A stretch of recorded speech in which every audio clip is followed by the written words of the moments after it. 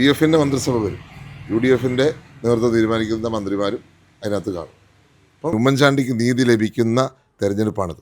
അതുകൊണ്ട് തന്നെ അദ്ദേഹത്തിന് കളറ് ഞാൻ കെട്ടാൻ പോകുന്നത്. 2.5 വർഷം ഞാൻ കളർ കെട്ടാതെ കാത്തിരിക്കുകയായിരുന്നു. 10,000 വോട്ട് കുറഞ്ഞു എന്ന് പറഞ്ഞത് യാഥാർത്ഥ്യമാണ്. 10,000 പേരത്തോളം ഈ മണ്ഡലത്തിൽ നഷ്ടപ്പെട്ടിട്ടുണ്ട്.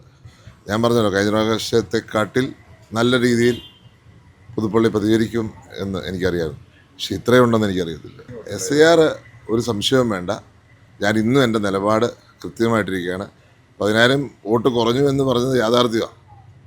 10,000 പേരത്തോളം ഈ മണ്ഡലത്തിൽ നഷ്ടപ്പെട്ടിട്ടുണ്ട്.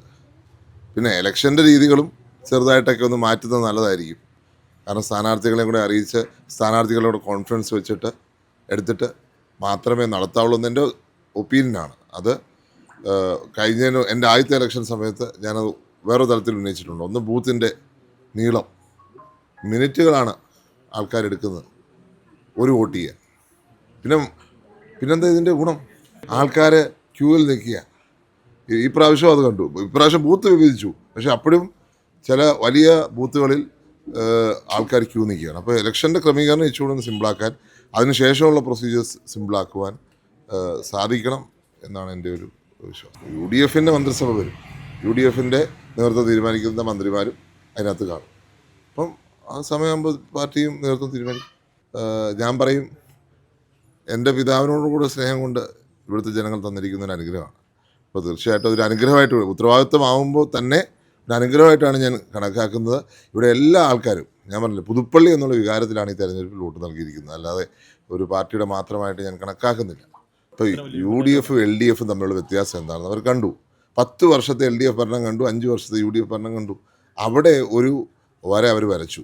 ഇല്ല, നമ്മുടെ മുഖ്യമന്ത്രിയുടെ റെസ്പോൺസും അന്നത്തെ മുഖ്യമന്ത്രിയുടെ റെസ്പോൺസും ജനം കണ്ടു. ഓരോ കാര്യങ്ങളിലും ആ വിലയിരുത്തലുണ്ട്. ഇപ്പോൾ ഇവിടുത്തെ ഒരു സ്കൂൾ നന്നാക്കിയതാണ് CPMൻ്റെ അവകാശവാദം. അത് മാത്രമേ ഇവിടെ നടന്നിട്ടുള്ളൂ.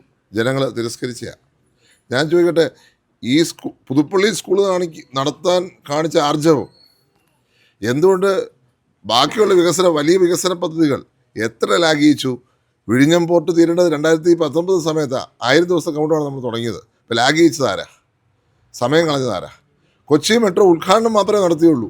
ഇപ്പം ഞങ്ങളുടെ മുഖ്യമന്ത്രിക്ക്, നാളെ അധികാരത്തിലിരുന്ന മുഖ്യമന്ത്രിക്ക് തിരുവനന്തപുരത്തെയോ കോഴിക്കോട്ടെയോ ഉദ്ഘാടനം നടത്താൻ പറ്റുമോ മെട്രോ? മുഖ്യമന്ത്രി പിണറായി വിജയൻ അധികാരമേറ്റ 3-ാം മാസം കൊച്ചി മെട്രോ ഉദ്ഘാടനം ചെയ്തു.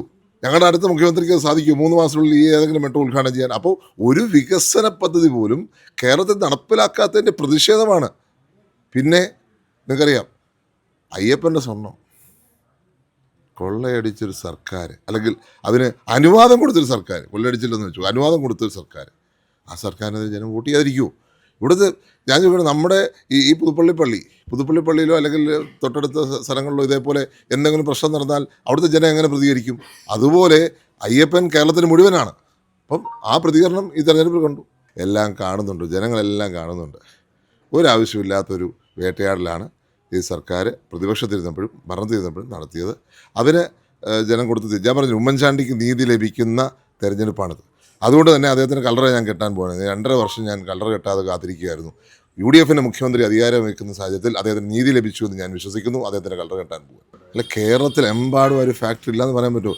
UDFൻ്റെ നേതൃത്വം എന്തുകൊണ്ട് ഉമ്മൻചാണ്ടിയുടെ പേരിലൊരു ഹെൽത്ത് ഇൻഷുറൻസ് കൊണ്ടുവന്നു?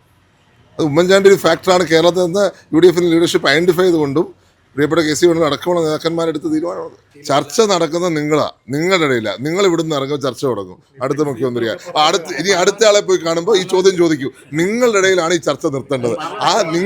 നിങ്ങൾ ചർച്ച നിർത്തുമ്പം ഈ ചർച്ച ഓട്ടോമാറ്റിക്കായിട്ട് ഞാനിതിനെക്കുറിച്ച് വല്ലതും മിണ്ടിയോ? അപ്പം നിങ്ങൾ വീണ്ടും എന്നോട് ചോദിക്കുന്നത് ഇവിടുന്ന് ഇറങ്ങി തിരുവഞ്ചൂർ സാറിന് ചെന്നിട്ട് അടുത്ത ചോദ്യം അവിടെ ചോദിക്കും. എന്നിട്ട് പറയും ഞങ്ങൾ രണ്ട് ഒപ്പീനിയൻ പറഞ്ഞു പറയും. ഇല്ലേ? അതുകൊണ്ട് ഞാൻ പറയാം, ഈ മാധ്യമങ്ങളുടെ ഈ മുഖ്യമന്ത്രി ചർച്ച നിർത്തിയാൽ ഒരു പ്രശ്നമില്ല. ഞങ്ങൾ പാർലമെന്ററി പാർട്ടിയിലെ അംഗങ്ങൾ, ഞങ്ങളുടെ പാർലമെന്ററി പാർട്ടി എന്ത് സംസാരിക്കുമെന്ന് ഞാൻ പുറത്തു പറയൂ എന്ന് ഞാൻ പുറത്തു പറയുമോ? എന്ത് ഞാൻ പറയുന്നു എന്നുള്ളത് ഞാനും എൻ്റെ പാർട്ടിയും തമ്മിലുള്ള കാര്യമാണ്. ഇന്നലെ പിഷാരടിക്ക് നേരെ കല്ലെറിഞ്ഞില്ലേ? ഇന്നലെ പിഷാരടി ജയിച്ചു വരുന്ന പിഷാരടിയെ കല്ലെറിയാനുള്ള ആർജവത്വം കാണിക്കുന്നവർ KC വേണുഗോപാലിന്റെ മുഖം കണ്ടാൽ കരിപോലും അയക്കത്തില്ലെന്ന് ആര് പറഞ്ഞു? കാരണം ഇന്ന് തോൽവിയുടെ പടുകൂടി നിൽക്കുക. ആരോടെങ്കിലും പ്രശ്നം തീർക്കണ്ടേ? ഇങ്ങനെ നിങ്ങൾ ഓരോ ഇന്റർപ്രിട്ടേഷൻ കൊടുക്കുകയാണ്. ഇത് ഇടതുപക്ഷം തന്നെ ചെയ്തിരിക്കുക. അത് സംശയം. പിഷാരടിയെ കല്ലെറിയാവുന്നവർക്ക് KC വേണുഗോപാലിനെ കരിപോലും